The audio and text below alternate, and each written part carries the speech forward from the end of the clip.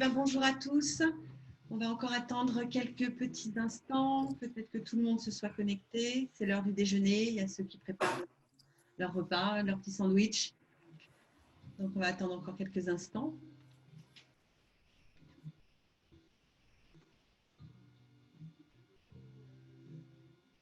Ah, par contre, je vois que Régine n'a plus de micro. Oui, non, c'est parce qu'elle est en train de parler à côté, mais elle va rallumer son micro, je pense. Voilà, mais de toute façon, on va démarrer tranquillement. On va démarrer tranquillement. Oui, on attend encore une minute et puis on y va. Voilà, on attend encore un tout petit peu.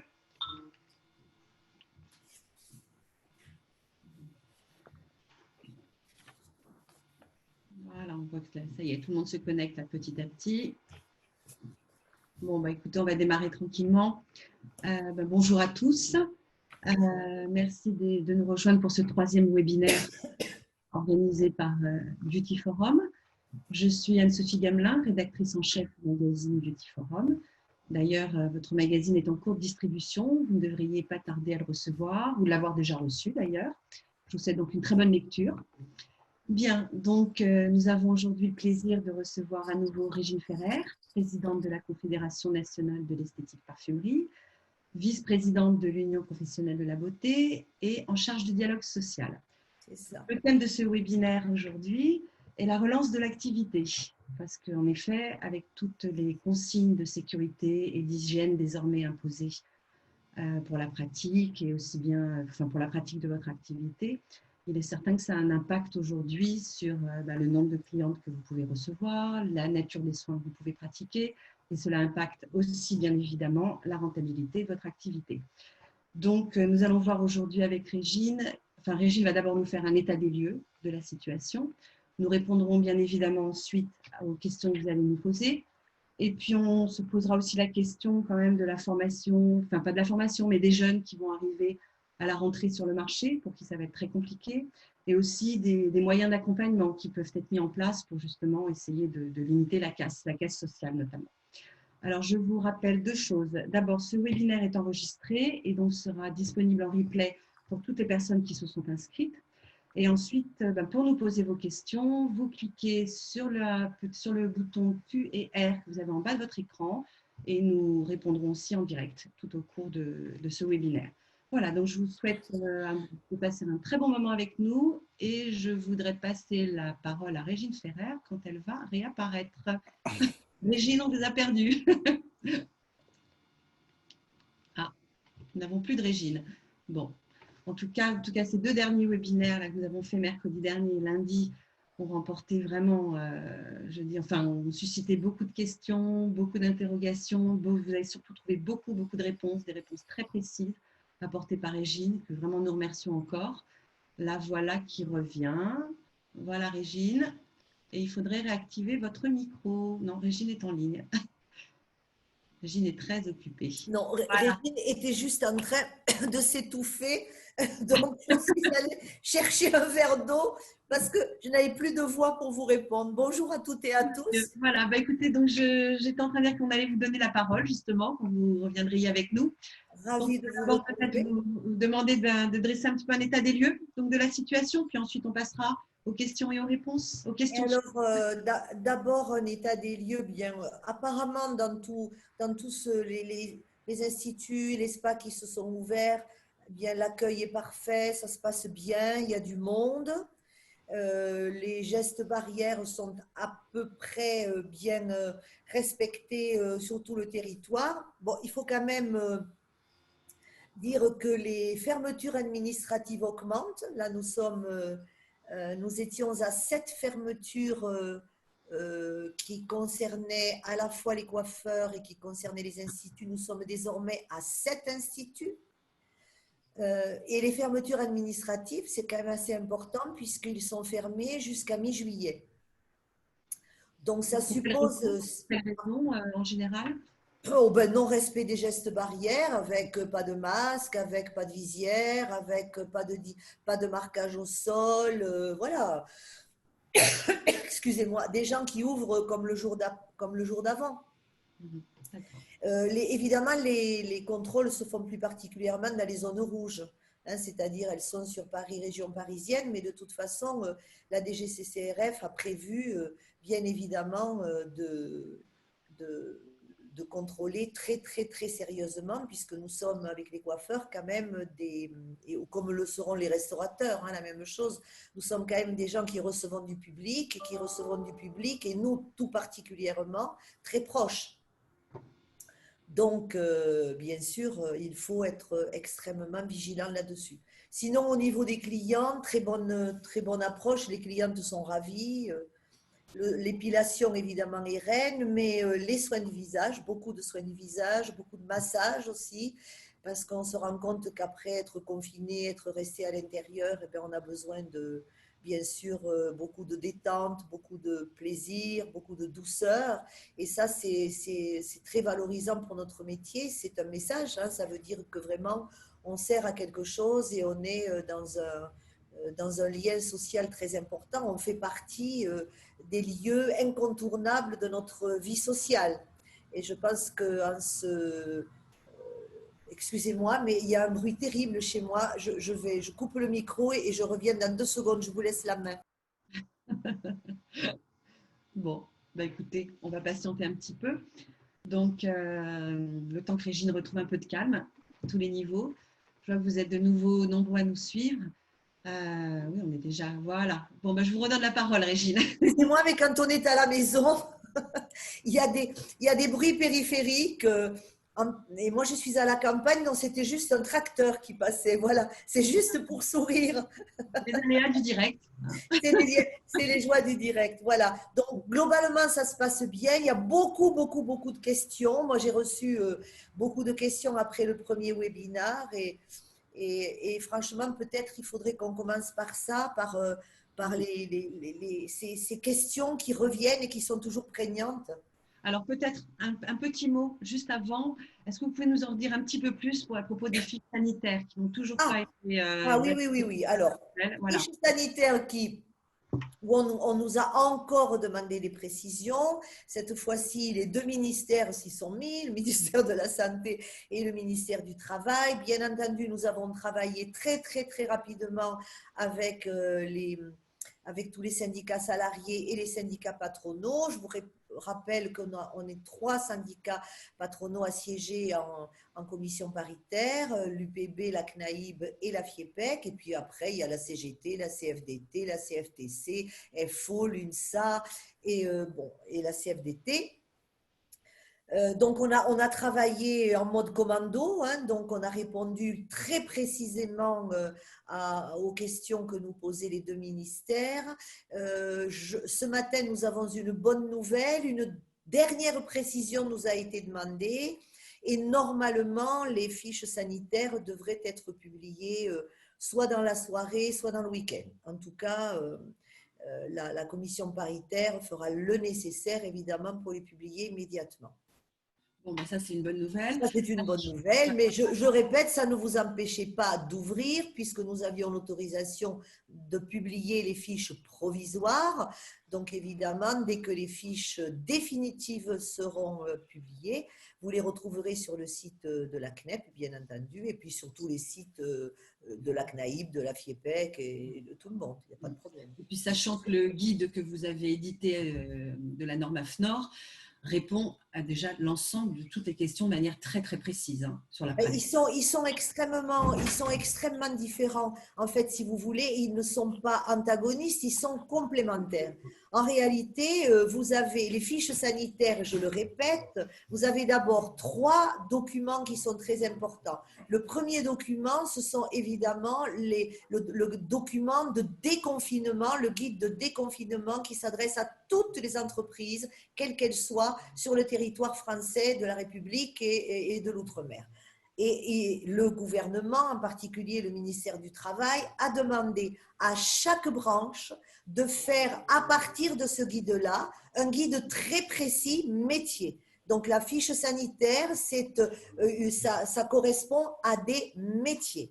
Et ensuite, nous avons décidé avec la FNOR de faire quelque chose de très différent, c'est-à-dire un guide très précis où j'ai mis autour de la table, bien entendu, tous les tous les experts utiles et nécessaires. Et là, on est rentré dans le dur, c'est-à-dire on vous a donné vraiment, vous avez pu vous en apercevoir, vous avez toutes les fiches que vous pouvez télécharger et bien entendu que vous pouvez afficher, tous les éléments de communication, tous les liens vers les sites gouvernementaux de façon à ce que vous ayez les dernières informations. Donc, ce qu'on a fait avec la FNOR, si vous voulez, c'est quelque chose de nationalement reconnu. J'ai bien expliqué que la FNOR était sous tutelle de la Direction générale des entreprises et avec un délégué interministériel aux normes. Donc, ce n'est pas quelque chose, un guide fantaisiste, puisque la FNOR, évidemment, est un organisme public, voilà, sous tutelle. Donc, bien entendu, nous avons décidé de faire quelque chose qui reste, puisque cette norme a été publiée, elle a une durée de vie de 3 ans, et bien entendu, elle sera automatiquement réévaluée au fur et à mesure de la crise sanitaire. Excusez-moi, mais ça, c'est le printemps. Et voilà, les allergies. Bien, alors nous allons commencer à passer aux premières questions. Alors, nous avons une question très précise. Quand est-ce que les spas en hôtel pourront rouvrir et savez-vous dans quelles conditions? Ah ben, les spas en hôtel pourront ouvrir, évidemment, quand le gouvernement aura donné son feu vert, puisque la restauration et l'hôtellerie, donc le spa, je vous rappelle, n'est pas tout seul. Il est hébergé dans un hôtel. Il ne peut pas réouvrir tout seul si l'hôtel est fermé. Donc, tant que le gouvernement n'a pas édité son plan de réouverture des hôtels et des restaurants, le spa restera indubitablement fermé. Voilà, ça, nous sommes impérativement liés. Il y a des tractations qui sont en train de se faire. Vous en êtes informés par la télévision. On parle de début juin. Mais voilà, après, si vous voulez, il y a l'ouverture de l'hôtel.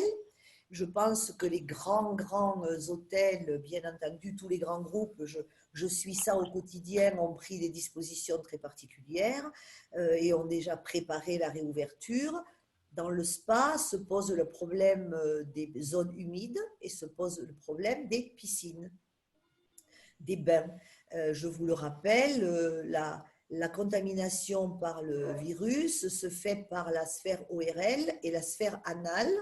Donc, les piscines sont actuellement en train d'être bien encadrées par l'ARS. Alors, vous m'avez bien rappelé, l'ARS, ce sont les agences régionales de santé, c'est-à-dire c'est l'interface du ministère de la Santé régionalement.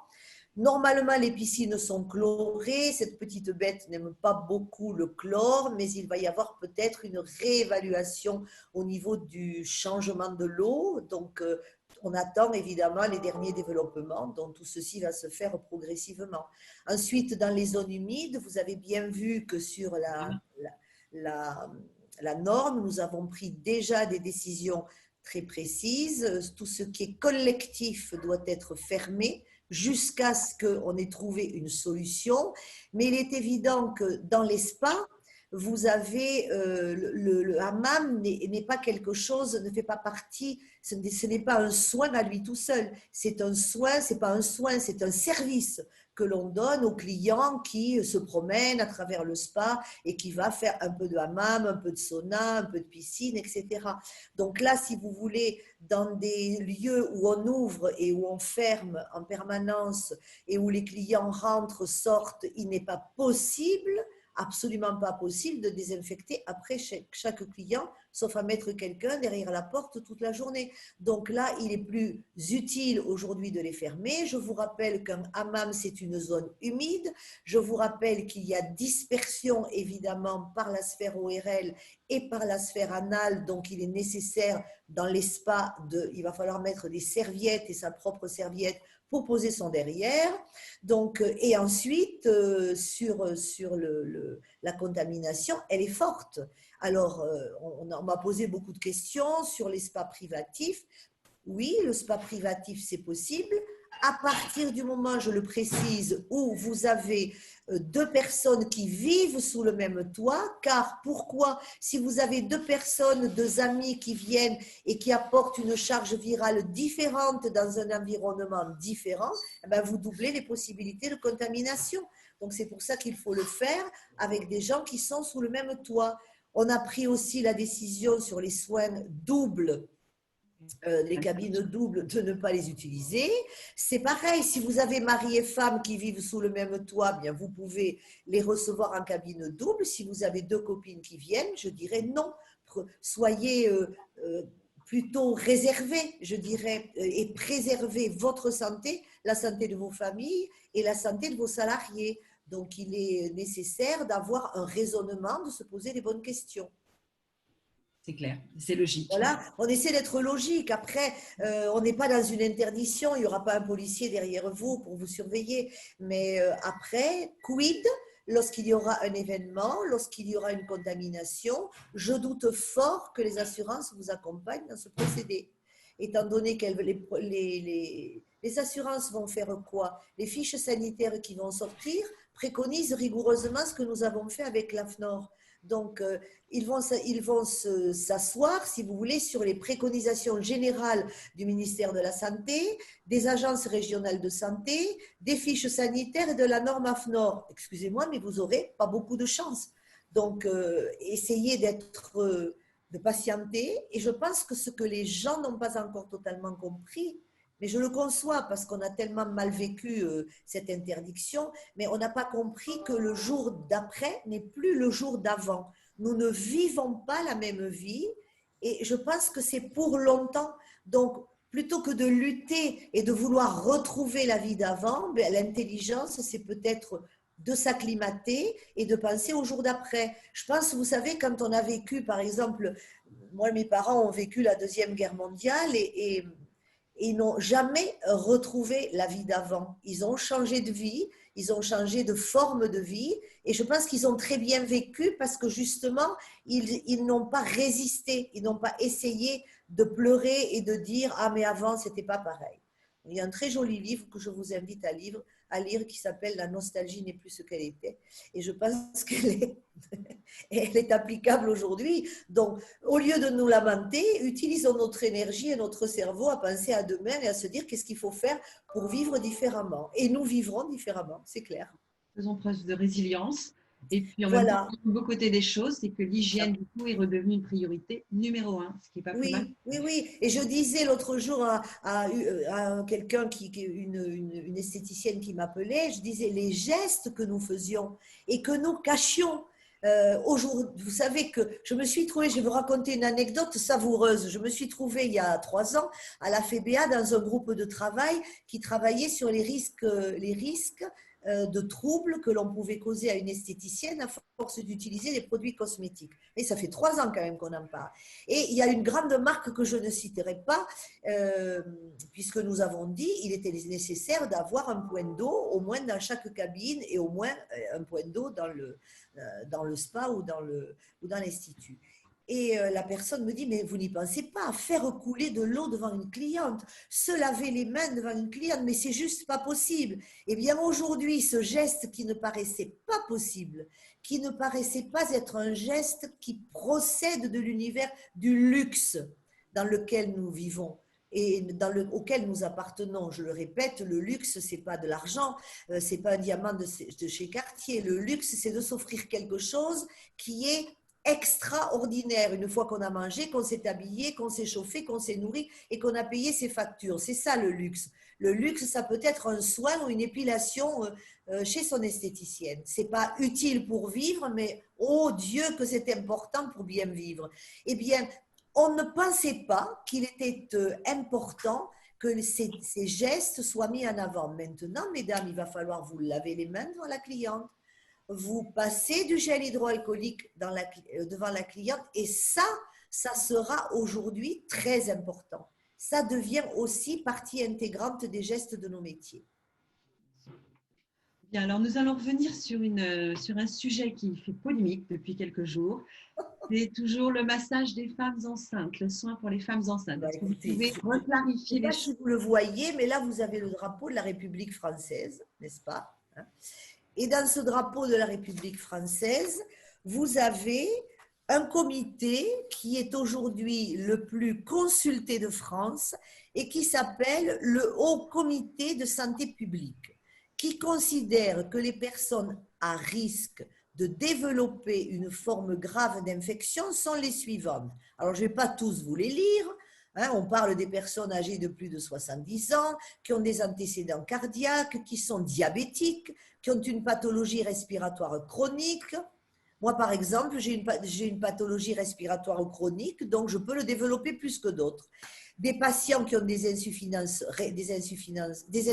rénales, des gens qui ont développé des cancers, et je lis les femmes enceintes à partir du 3e trimestre de grossesse. Donc, voilà, donc la femme enceinte, vous le savez tous, c'est une personne fragile. Vous le savez tous quand vous avez vos salariés qui peuvent être enceintes. Donc, une femme enceinte est une personne qui porte un bébé. Et quand on lui fait un soin, il ne s'agit pas de faire un soin sur son ventre. Il s'agit de faire une épilation, il s'agit de faire un soin visage. Je ne prendrai pas la décision de les faire venir au-delà du 6e mois. Point. Je ne prendrai pas la décision. Et si vous la prenez en votre âme et conscience, mais compte tenu de ce papier, je ne pense pas qu'il faille la prendre. Alors après, je sais, c'est toute une polémique, les femmes enceintes. Alors moi, j'ai une petite astuce à vous donner, parce qu'il faut que notre cerveau fonctionne dans ces périodes-là. Bon, petite astuce, la femme enceinte, vous la connaissez bien. Vous la connaissiez avant qu'elle soit enceinte, et puis je vous signale que ce n'est pas un état définitif, c'est quand même un état passager.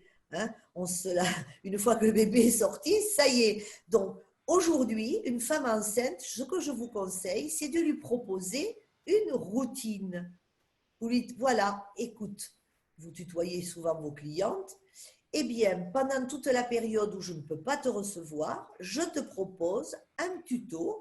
Vous vous filmez, vous lui faites un petit tuto, vous lui expliquez comment elle doit maintenir sa peau en bonne hydratation, comment elle doit bien soigner son corps pour ne pas avoir de vergetures et utiliser évidemment une bonne crème gorgée d'actifs qui puisse assouplir sa peau. Et je crois que toutes dans vos instituts, vous vendez des produits cosmétiques et vous lui proposez un petit package pour qu'elle fasse sa routine chez elle, tout le temps que jusqu'à l'accouchement. Voilà, je pense que c'est aussi une bonne façon de la conserver comme cliente et elle sera ravie d'avoir en direct vos conseils si précieux. Ça aussi, ça fait partie du jour d'après, hein. Ça fait partie aussi du travail qu'on va avoir à faire avec beaucoup de clientes, avec l'éducation à des routines.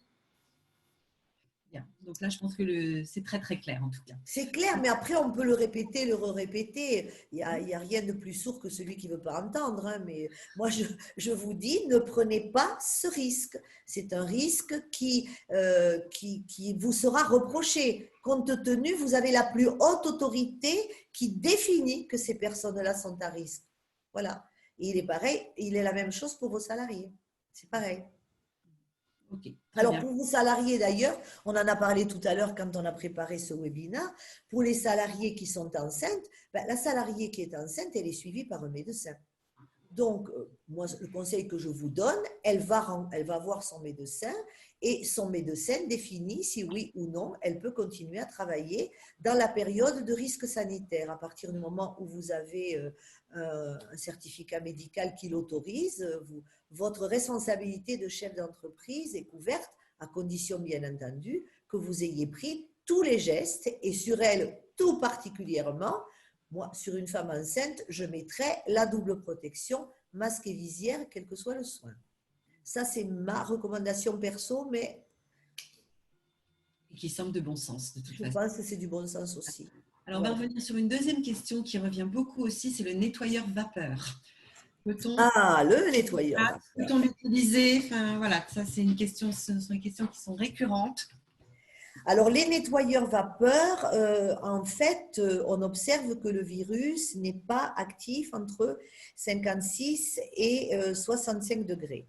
Alors, il y a aujourd'hui des nettoyeurs vapeur balais qui vont jusqu'à 135 degrés Celsius, mais je remarque que les grands groupes, je parle de Roventa, je parle de Calor, je parle de Seb, qui sont quand même des groupes que nous connaissons bien, n'ont pas encore réalisé les tests sur le coronavirus. Donc, jusqu'à présent, je ne serai pas non plus positive pour que vous utilisiez ces produits. Et j'ai questionné notre groupe d'experts médecins qui disent bien que l'AFNOR demande 30 minutes pour une désinfection. La question que j'ai reçue d'une adhérente, elle détruisait, elle, en 30 secondes sur une surface. Je vous précise que pour détruire en 30 secondes sur une surface, il faudrait presque attaquer la surface au lance-flamme, c'est-à-dire avoir une chaleur entre 300 et 500 degrés. Donc, vous avez vu que les nettoyeurs font 135 degrés. C'est la raison pour laquelle évidemment, les grands groupes sont très attentifs et sont certainement en train de faire des tests. Donc, impossible d'avoir une stérilisation en 30 secondes. Ça, ce n'est pas possible. Donc, vous avez quelque chose qui est très simple, qui s'appelle le balai humide, un peu d'huile de coude. On trempe d'abord, on dépoussière avec un balai humide, on lave son balai. On plonge ensuite le balai humide dans une dilution qui ne coûte pas cher, qui s'appelle l'eau de Javel et qui s'appelle l'eau. Et on passe tout doucement ça. On ventile sa cabine pendant 15 minutes et tout va bien.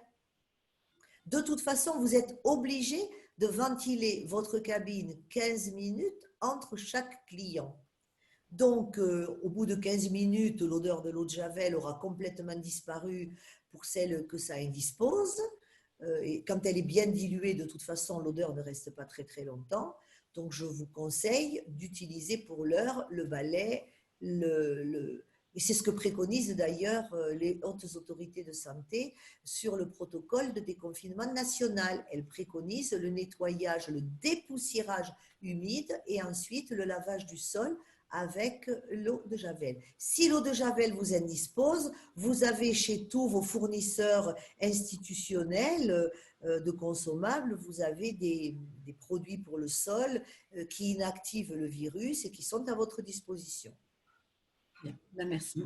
Alors, dans un autre registre, nous avons reçu une question de Madame Châtaignier qui disait qu'elle comptait vendre son institut, mais qu'avec les nouvelles normes, bien sûr, son CA, son chiffre d'affaires a beaucoup baissé. Elle voulait savoir si l'État prévoyait quelque chose dans le cas d'une vente, mais également dans le cas d'une poursuite d'activité. Je pense que ce matin, vous avez écouté la télévision et vous avez vu que 5 usines Renault sont en passe de fermer leurs portes. Et pourtant, avec un plan de relance de 500 milliards d'euros et des prêts. Donc, je doute fort que l'État prévoit quelque chose pour nous. Je doute fort. Et ça, je ne pense pas qu'on arrive à quelque chose là-dessus. Ce que je vous conseille, c'est de ne pas vendre votre institut, bien sûr, maintenant, qui est la plus mauvaise période, d'essayer de retrouver, si vous voulez, un équilibre et un retour à meilleure fortune avec un chiffre d'affaires le plus proche possible de celui que vous aviez. Et ça nous amène bien sûr à réfléchir sur le jour d'après, mais je ne pense pas que vous aurez des aides à ce niveau-là. Alors justement, puisqu'on parle… Je ne veux pas être un oiseau de mauvais augure, mais mon rôle, c'est aussi de dire… il ne faut pas faire rêver non plus les gens quand ce n'est pas possible. Alors justement, puisqu'on parle de rentabilité, alors justement par rapport à cette relance de l'activité aujourd'hui, qu'est-ce que vous pouvez nous dire? Est-ce que vous aviez parlé peut-être de réfléchir à des moyens d'accompagnement pour éviter la casse sociale? Alors, le gouvernement est parfaitement… le gouvernement est… Excuse-moi, mais je suis… Lequel? celui-là. Le gouvernement est parfaitement aujourd'hui informé de ce qui se passe. Il sait parfaitement que nos entreprises, même si elles vont réouvrir, toutes les entreprises qui ont été fermées, il n'y a pas que l'esthétique, il y a la coiffure, il y a les restaurants, tous les gens qui ont été fermés administrativement ne vont pas réouvrir dans les conditions d'avant. Donc, ils savent très bien que quand nous avions 8 clients, nous en aurons 4 et que les chiffres d'affaires seront de toute façon à ce niveau-là. Ça veut dire, pour vous aussi, que si vous aviez des salariés qui s'occupaient de 8 clientes, vous n'aurez pas besoin d'autant de salariés pour vous occuper de 4. Qu'est-ce qu'on va faire de ces salariés? C'est à ça que nous réfléchissons. Donc, nous avons fait des propositions au gouvernement en disant, voilà, ces salariés que vous allez devoir licencier vont de toute façon peser sur la dépense publique puisqu'on va les mettre au chômage et que l'on va rémunérer leur chômage. Eux, ils vont être extrêmement tristes et vous également, parce que souvent ce sont des salariés avec lesquels vous aviez des liens. Et vous allez perdre également de l'expertise. Donc, je reconnais que ça va être compliqué. Donc, nous avons proposé au gouvernement de créer un dispositif qui permette aux salariés de ne pas être licenciés, mais de ne pas peser sur les charges de l'entreprise et d'organiser évidemment la formation de ces salariés pendant toute la période de remise à flot de votre entreprise. C'est quelque chose qui prend forme, c'est quelque chose, je pense, qui est soutenu évidemment par toutes les grandes centrales syndicales, le MEDEF, la CPME et l'UDP, donc je pense que nous allons y arriver. Évidemment, il va falloir déterminer les formes de formation. Il ne s'agira pas de les former à un soin, on n'est pas dans une formation cœur de métier. On va les former au jour d'après. Qu'est-ce qui va nous manquer? Il va nous manquer toute la formation à tout ce qui est contamination, hygiène, sécurité, où on n'est pas très au point dans nos métiers. Même si on en parle beaucoup à l'école, on l'a très vite oublié quand on est dans l'entreprise. Et ça, il va falloir que ce soit maintenant très prégnant, il va falloir que ce soit des gestes de routine. Et ensuite, il va falloir les former à toutes les pratiques numériques. C'est-à-dire comment l'entreprise va se transformer numériquement. Je vous parlais tout à l'heure de faire des tutoriels, je vous parlais tout à l'heure de faire des sites de vente en ligne. Il y en a beaucoup qui auraient aimé l'avoir pendant le confinement. Je vous parlais tout à l'heure également de faire du click and collect. Eh bien, si vous avez une jeune femme qui pendant 6 mois a suivi des formations très pratique, très utilisable pour revenir dans l'entreprise et qui reviennent avec cette expertise, ça sera quelque chose de positif dans votre entreprise et pendant les 6 mois, ça n'aura pas pesé sur vos trésoreries. Alors, ça, c'est ce que nous proposons. Je ne dis pas que nous allons y arriver, mais je crois que c'est quand même dans l'air du temps.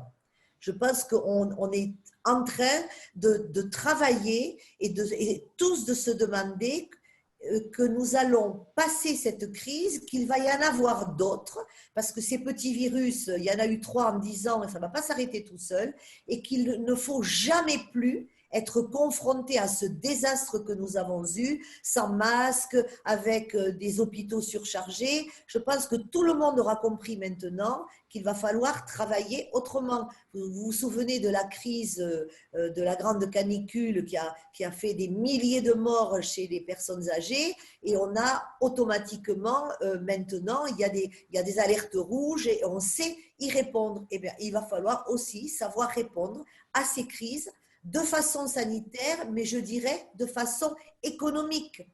Parce que nous avons répondu à la crise sanitaire. Je pense qu'aujourd'hui, on est à peu près au point. Comment va-t-on maintenant se réorganiser économiquement parlant? Et ça, c'est le plus gros problème parce qu'on va lutter contre, il va y avoir des résistances. Je suis sûre que la plupart d'entre vous sont réfractaires et se disent c'est pas possible qu'on ne puisse pas retrouver cette dynamique. Il va falloir en retrouver une autre. Et c'est à nous tous, à vous aussi de réfléchir, à vous aussi de nous transmettre vos idées. Parce que nous sommes dans cette histoire partenaire. Il ne faut pas attendre de l'État qui soit l'État Notre-Dame de Lourdes. C'est pas possible. L'État, c'est vous.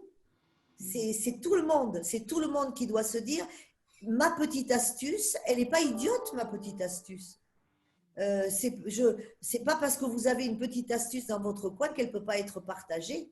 Tout le monde aujourd'hui a son mot à dire. Et je pense que c'est aussi… Pardon? Non, je vous en prie, continuez. Je pense que c'est aussi un des grands résultats de cette histoire.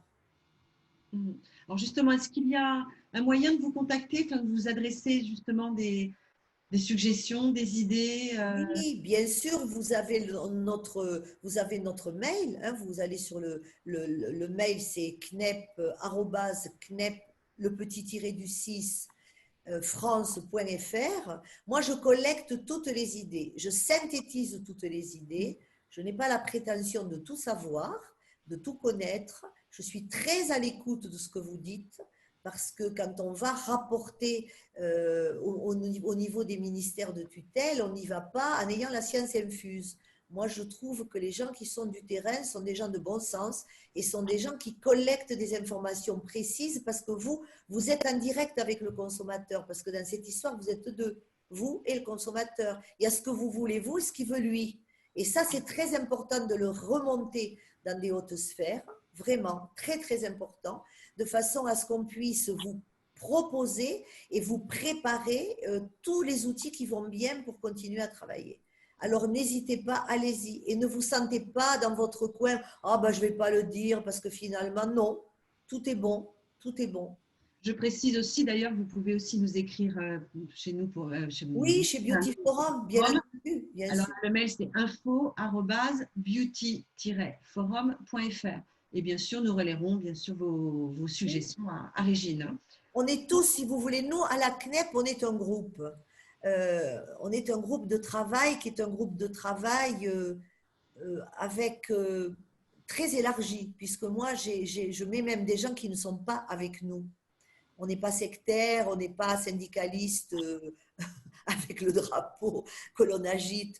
On prend tout le monde. Et tout est bon à prendre en ce moment. Et je pense que ce moment nous a appris à parler, à se connaître.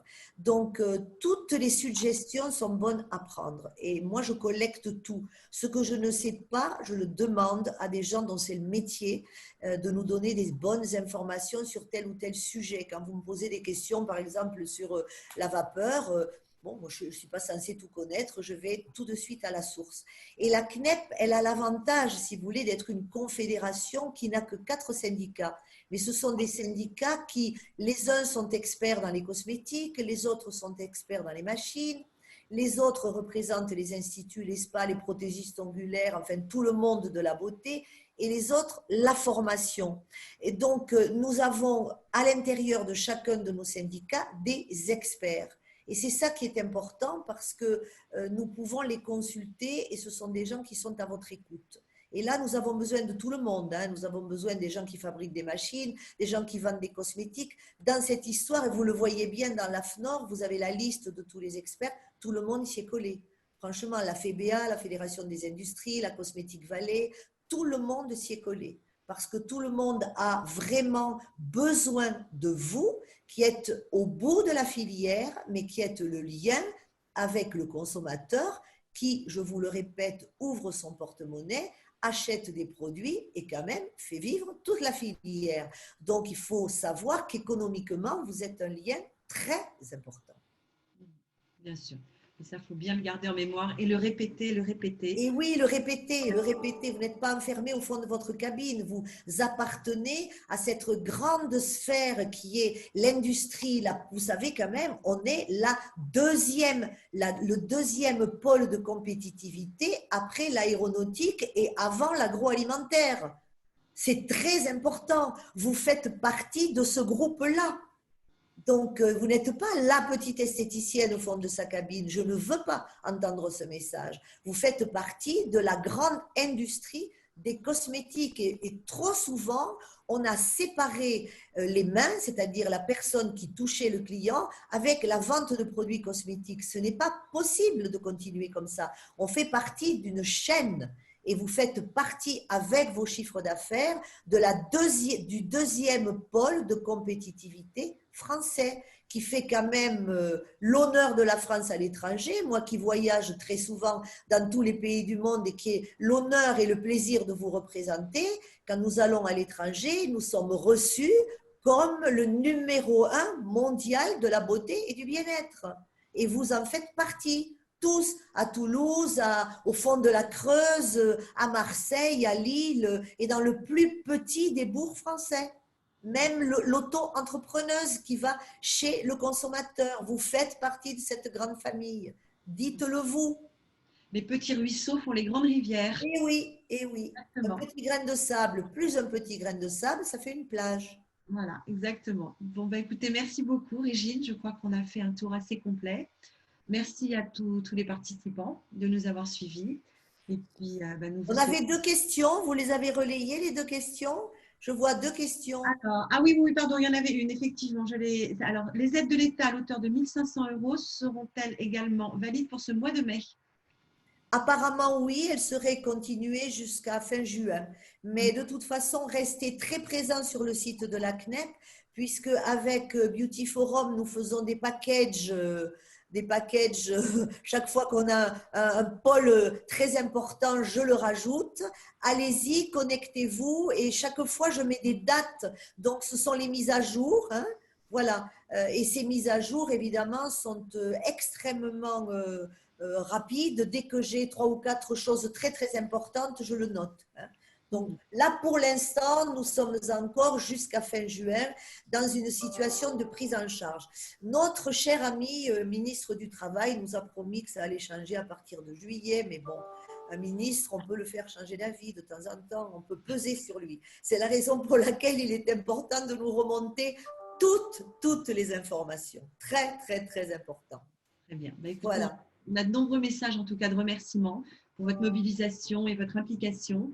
Et puis pour toutes ces informations. Donc, écoutez, sachez que la mobilisation, elle est naturelle. Hein, quand on dirige une confédération comme la CNEP, si on n'est pas mobilisé, il faut rester sous la couette. Hein. Voilà, on n'est pas là pour aller dire ma chère présidente, boire du champagne dans les cocktails. Si vous me connaissez bien, ce n'est pas du tout ma façon d'être. Moi, j'adore travailler, je ne dors pas beaucoup et j'ai consacré les 2 derniers mois, la nuit et le jour, à faire ce travail-là. Et je l'ai fait avec bonheur et avec plaisir parce qu'il fallait sauver le soldat Ryan. Hein. Voilà, c'est tout. Et puis, on est toujours dans cet état d'esprit. Voilà, et je crois qu'on le partage de toute façon avec nos amis de Beauty Forum qui ont été très, très, très présents à vos côtés. Et ça fait plaisir de voir qu'on n'est pas tout seul dans ces moments-là. Voilà. Comme on disait, il faut de toute façon unir nos forces, tous unis. Comme voilà. Dans notre prochain numéro de Beauty Forum. Là, qui va, voilà. C'est vraiment essentiel dans ces moments-là. Vraiment. Voilà. Et puis, franchement, continuez comme ça. Prenez très, très, très soin de vous. Quand vous avez un doute, n'hésitez pas à poser des questions. Ne faites pas la bêtise et n'appelez pas après. Avant de faire la bêtise, posez des questions. C'est très, très, très important. Et on est à vos côtés tout le temps. Je vous souhaite en tout cas un très, très beau week-end de l'Ascension. Travaillez bien. Et puis, bon appétit quand même à tout le monde. Là. Voilà. Exactement de même. Excellent week-end à tous. Super. Merci à tous. Merci voilà. pour vos remerciements que je vois arriver en ligne. Mais de l'énergie positive, il n'y a que ça qui paye. Hein, c'est tout, il ne faut pas se lamenter. No claim, no complain. Voilà. Vous, super. Régine. Merci beaucoup, Régine. Au revoir. Au revoir. Au revoir à tous. Au revoir à toutes. Bye bye. Au revoir. Très beau week-end à tous.